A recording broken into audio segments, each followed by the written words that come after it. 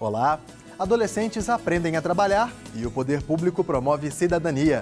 O Justiça em Questão de hoje fala sobre a parceria entre o TJ de Minas e a Asprom, que viabiliza a inserção de adolescentes no mercado de trabalho. Alugar um carro é sinônimo de facilidade, porém o consumidor deve tomar alguns cuidados antes de contratar a locadora. Saiba em quais situações menores de idade precisam de autorização para viajar. Conheça a lei que dá prioridade às mulheres, idosos e deficientes em exame de corpo de delito.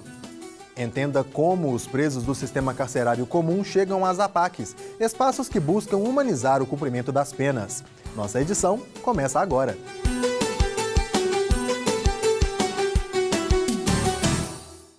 Muitas pessoas recorrem ao serviço de aluguel de veículos para resolver uma demanda de mobilidade. É importante que o consumidor se informe sobre a prestação do serviço para não cair em armadilhas. Atualmente, alugar um carro está a um toque no celular.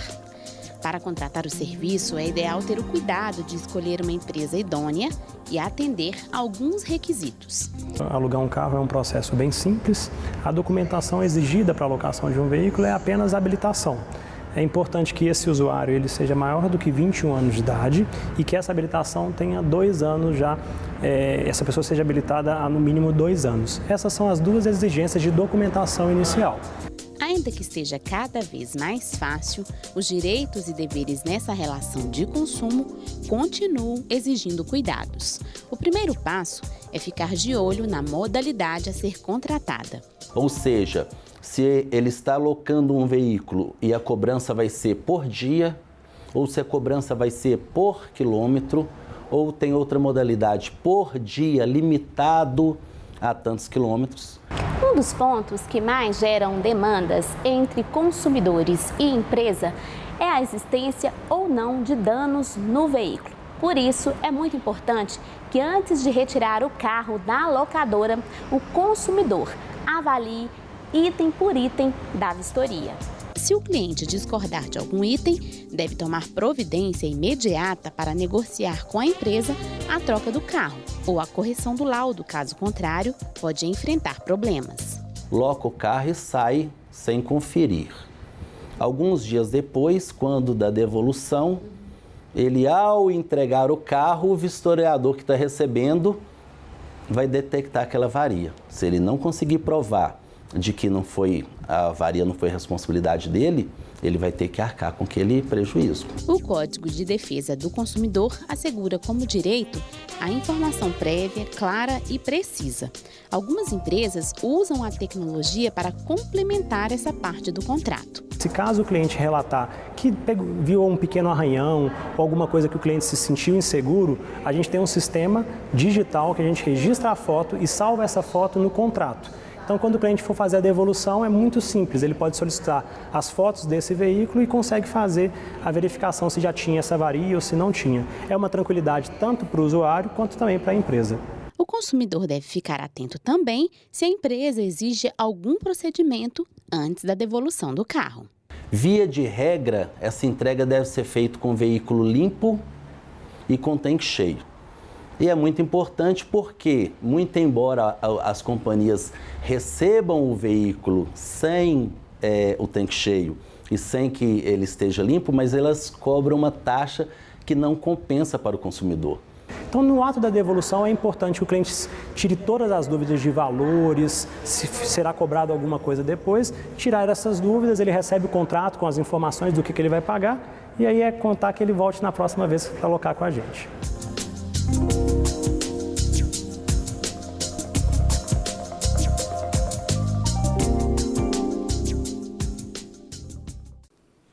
Durante o período das férias escolares, aumenta o número de crianças e adolescentes que viajam. Os pais ou responsáveis precisam ficar atentos. A Justiça estabelece normas para a viagem de menores de idade. Entenda na reportagem. Antes de qualquer coisa, o mais importante a ser esclarecido é a diferença entre criança e adolescente de acordo com a lei. A criança é aquele que tem até 12 anos incompletos. Acima de 12 anos até 18 são os adolescentes. E isso é importante porque o adolescente ele pode viajar dentro do território nacional com o seu documento oficial com foto, a carteira de identidade, sem a autorização dos pais. E a criança não pode. Então, esta é a primeira questão que se tem que diferenciar. A Vara Civil da Infância e da Juventude da comarca de Belo Horizonte possui um posto de atendimento dentro da rodoviária da capital mineira. Ele é responsável pela emissão dessas autorizações para viagens de crianças e adolescentes. Funciona de 7 da manhã às 11 da noite, de segunda a domingo, inclusive nos feriados. A Maria dos Anjos quer levar o sobrinho para viajar com ela de Belo Horizonte ao Rio de Janeiro e procurou o posto para tirar dúvidas. Para saber se para viajar, se o sobrinho para viajar com a tia, era necessário a autorização dos pais. E o que foi passado para você? Que não, só mostrando o documento original, onde comprova o parentesco de pais, mães, avós, e está tranquilo. Em se tratando de adolescente, apesar de certa liberdade, ele tem limitações de acordo com a lei. O adolescente, ele pode viajar para qualquer local do país, por qualquer meio de transporte, sem essa autorização dos pais ou do judiciário. Porém, ele não pode se hospedar. Para hospedar, tem que ter uma autorização específica. A Roxana e o Emir vão enviar o filho de 15 anos sozinho para Amsterdã. Já pagaram a taxa da companhia aérea para embarcá-lo com um comissário de bordo, mas continuavam com dúvidas sobre como redigir e formalizar a autorização, que é obrigatória nesse caso, por se tratar de uma viagem internacional. O problema maior é a falta de informação. Porque nem as agências, elas sabem identificar direito onde que a gente tem que ir. Nós tivemos que sair procurando. O casal só foi encontrar respostas para as perguntas com os comissários da Infância e Juventude no posto da rodoviária. Aí ele me orientou que eu tinha de preencher um formulário, registrar no cartório, entregar na Polícia Federal no aeroporto e outra ele levaria. Em alguns casos, o posto de atendimento não pode emitir uma simples autorização, pois será necessária uma ação na Vara Civil da Infância e Juventude. Quando há uma discordância dos pais, dos genitores, e no caso da viagem internacional, isso é muito, no dia a dia isso acontece muito, e aí realmente quando há essa ausência dos pais ou esse conflito, no caso da viagem internacional, há uma necessidade de abertura de um processo administrativo na Vara da Infância, que não necessita de advogado, não tem custos, mas é necessário. Para que a criança viaje com terceiros sem a presença de um familiar em qualquer nível de parentesco, não é necessário a presença do acompanhante no posto de atendimento para redigir o termo de consentimento. Mas é importante que os pais ou responsáveis compareçam com alguns documentos para elaborar a autorização. Vocês têm que vir ao posto do juizado para fazer essa autorização, trazendo os documentos originais da pessoa que vai viajar com essa criança para que ela possa embarcar sem nenhum problema.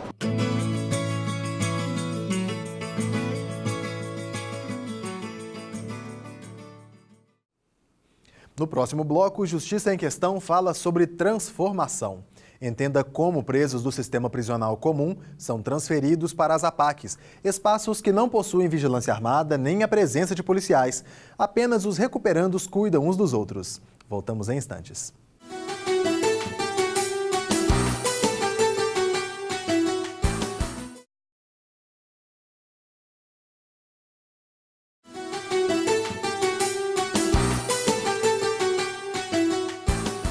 Estamos de volta com Justiça em Questão, um programa do Tribunal de Justiça de Minas Gerais.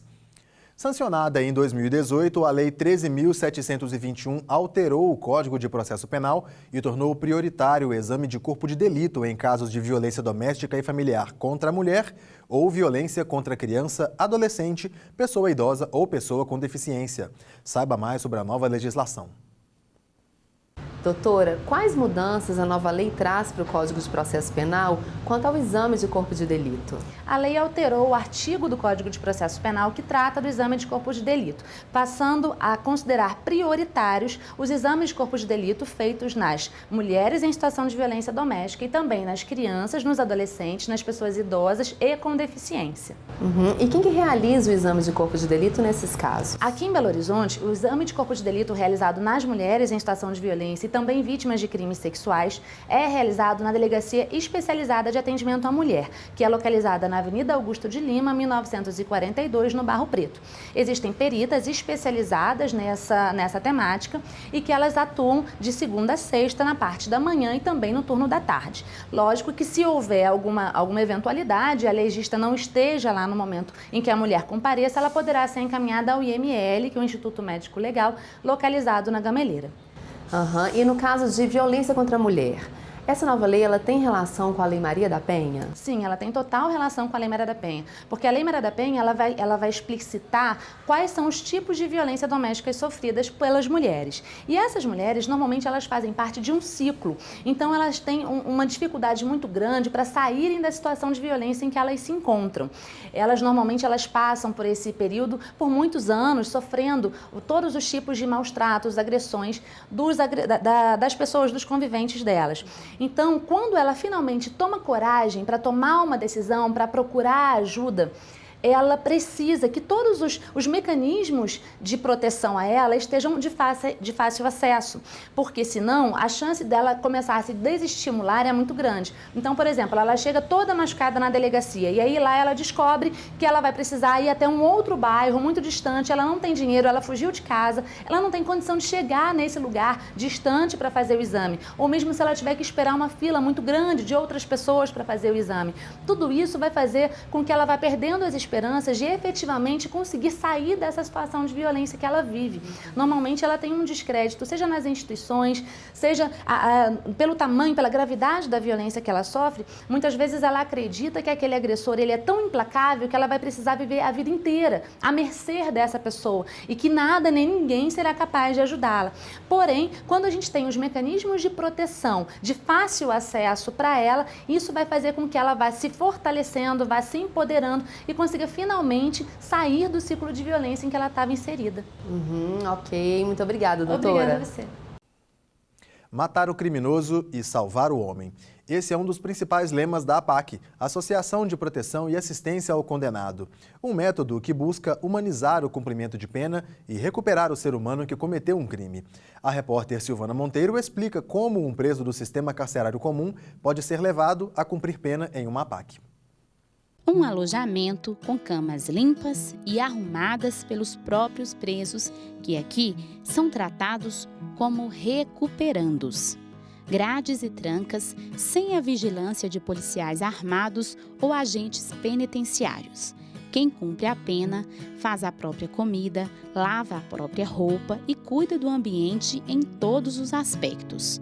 O sucesso do método de ressocialização da FEBAC, Fraternidade Brasileira de Assistência aos Condenados, pode ser certificado em números. Em Minas Gerais, por exemplo, o preso no sistema comum custa em média R$ 2.700 por mês, enquanto que pelo método da APAC, Associação de Proteção ao Condenado, custa cerca de R$ 1.000. O índice de reincidência também é bem diferente. De presos que passaram pelo método, fica em torno de 15%, sendo que no regime comum é de mais de 70%. Bruno percorreu diversas unidades do sistema prisional comum e ficou impactado pela forma como foi recebido na APAC. A primeira coisa que eles fizeram comigo foi me perguntar se eu já tinha alimentado, se já me tiraram a roupa da SUAP, já me deram outra roupa, já me trataram bem, já vieram com colchão, com lençol, coisas que isso no presídio, quem tem dinheiro compra, quem não tem,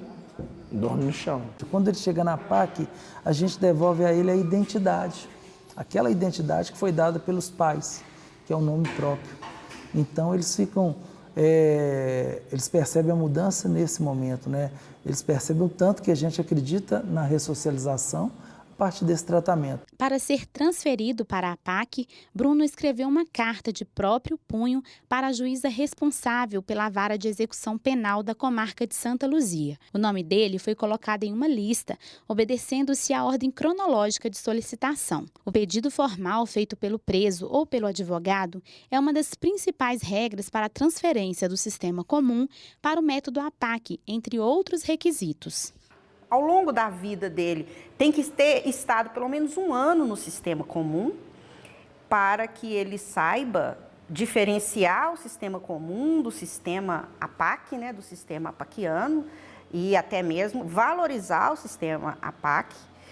Ele não pode ter histórico de fugas, não pode pertencer à organização criminosa e, além de, aqui em Santa Luzia a gente tem uma peculiaridade que, devido à estrutura da APAC, a gente não recebe recuperandos do regime semiaberto. Ainda dentro do presídio comum, ele é entrevistado por uma equipe da APAC. É pela entrevista que se define se o preso tem o perfil para cumprir a pena na associação. Assim que chega à APAC, o preso passa por um período de observação. São 30 dias em que ele permanece dentro da cela, saindo apenas para um dos atos do dia, em que ele toma um café da manhã e tem direito a uma caminhada. O Bruno é recém-chegado e está se adaptando às novas regras do local. Hoje, por exemplo, ele fez a faxina no alojamento. Depois desse período, o recuperando vai ser integrado progressivamente a todas as atividades propostas pela unidade. Hoje, na APAC de Santa Luzia, nós temos oficina de solda, oficina de marcenaria, corte de cabelo, artesanato, crochê, né? Eles fazem crochê aqui também. Então, tem todas essas oficinas. E durante a noite eles têm a aula, tem a escola. Todos que não concluíram o ensino médio, eles têm que estudar. E aqui, inclusive, nós temos 4 que fazem a faculdade também, na modalidade EAD dentro da própria APAC. Nos primeiros meses, o novato é apadrinhado por pelo menos 2 recuperandos com mais tempo na associação. Eles têm a missão de orientá-lo sobre as regras e apoiá-lo em qualquer dificuldade. O objetivo principal do método é transformar o recuperando por meio da disciplina, buscando-se sempre a ressocialização. Tem horários, né? Aqui tem horários e aqui tem disciplina, o que no sistema comum, às vezes até tem, mas não é obedecido. Bruno já tem exemplos de mudanças e foi por causa deles que se interessou em cumprir pena na APAC. Ele espera aproveitar a oportunidade para mudar de vida. E como eu já tive pessoas que já passaram aqui, já me falaram que aqui e lá fora são pessoas mudadas, diferentes, e eu procurei esse caminho para mim, para minha vida. Para mim estar vindo para cá, para mim estar sendo uma pessoa melhor, e ter uma mudança de vez na minha vida, porque não é a primeira vez que eu passo em um presídio.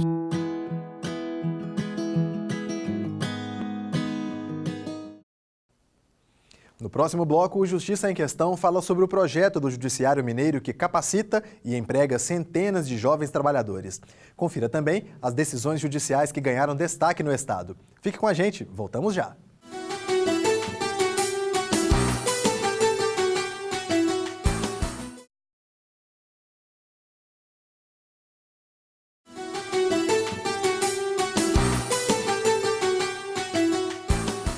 Bem-vindo de volta. Você está assistindo ao Justiça em Questão.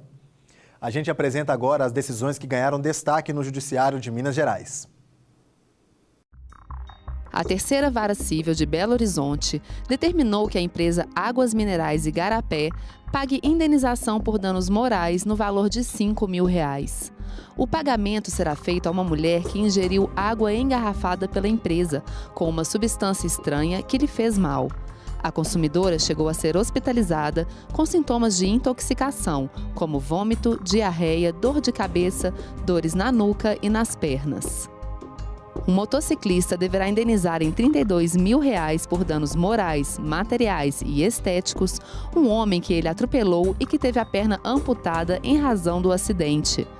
A vítima destacou a dor e o sofrimento enfrentados e afirmou que o acidente se deu pela imprudência e pela irresponsabilidade do réu, que conduzia sua moto em alta velocidade em via pública.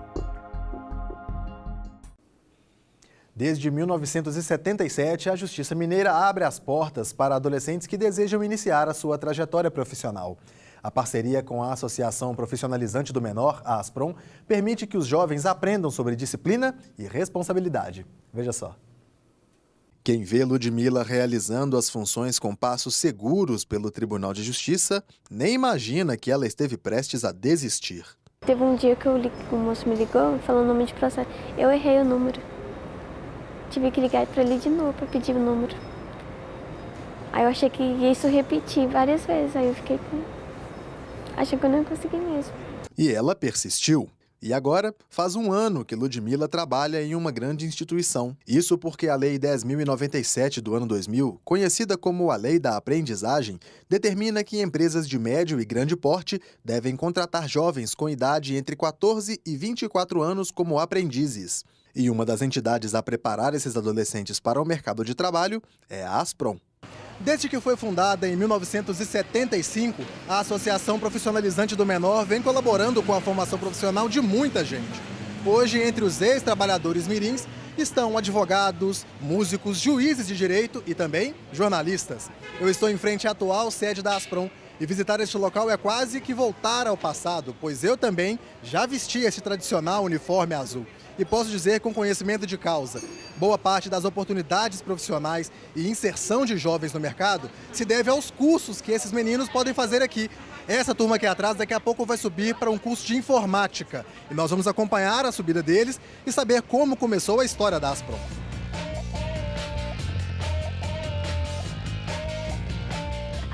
Quem nos revela o início de tudo é o presidente da associação. Em 75, o Ministério Público do Trabalho entendeu por bem impedir o funcionamento da antiga Guarda Mirim. O Ministério Público determinou o fechamento dessa instituição e algumas pessoas, o delegado do Ministério do Trabalho, o doutor Mário Assad, que era secretário de Educação na época, enfim, outras pessoas, poucas, acharam por bem criar uma instituição para essa finalidade de absorver esses meninos. Em pouco tempo, o Tribunal de Justiça de Minas Gerais abria suas portas para os trabalhadores mirins. Foi quando era o diretor do tribunal, era o professor Ricardo Fiuza, eminente pessoa, né? E todos os demais diretores, presidentes do tribunal, fizeram questão de manter esse vínculo com a ASPROM, porque, sem dúvida nenhuma, é um braço, vamos dizer assim, um braço social do tribunal. E os trabalhadores aprendem rapidinho o quanto isso pode ser positivo. Todo jovem que estiver precisando de ajuda, tiver um espelho para observar para alguém, a ASPROM é o melhor caminho. A inscrição desses jovens depende de alguns requisitos. Primeiro, a idade. Ele pode se inscrever com 15 anos e 10 meses, 9 meses, 10 meses. Ele vai ser contratado com 16 anos, seja um pouquinho. O segundo, ele tem que estar frequentando e tendo aproveitamento escolar no segundo grau. E o terceiro é a questão financeira. Nós primamos, nós temos absoluto rigor em que só contratamos adolescentes em situação de vulnerabilidade ou de abandono, esses meninos que estão aí sem uma proteção maior ou sem uma possibilidade financeira de sobreviver quase que sozinho ou encontrar o bom caminho. Esse caminho parece começar pelo estímulo à cultura, cidadania e esporte. As fotos contam um pouco da história da ASPROM. Olha eu ali participando de um evento esportivo. Essas imagens são apenas uma amostra das oportunidades oferecidas. Eles têm curso de inglês, redação de Enem, português. Eu fiz o curso de português, melhorei bastante meu vocabulário, matemática, tudo. Eles têm tudo para ajudar a pessoa. São mais de 80 mil adolescentes que passaram pela Asprom. Hoje, a associação tem aproximadamente 3 mil jovens prestando serviços em todo o estado, em órgãos e empresas dos mais variados segmentos. Aqueles que se destacam podem ser contratados ao completar 18 anos. De uns anos para cá, nós quase que constituímos um escritório de emprego, sem cobrar nada de ninguém, nem dos meninos, nem das empresas. É o que nós chamamos do PRONEM, Programa do Novo Emprego. Então, os meninos que têm um bom aproveitamento, comportamento correto, eles são indicados para muitas empresas, e muitas empresas em Belo Horizonte só contratam via Asprom. Oportunidades que eles valorizam. Daqui para frente é trabalhar e estudar, da escola para o trabalho, do trabalho para casa. Se a gente tem algum problema, eles tentam ajudar. É muito bom, um ajudando o outro ali, como se fosse uma família.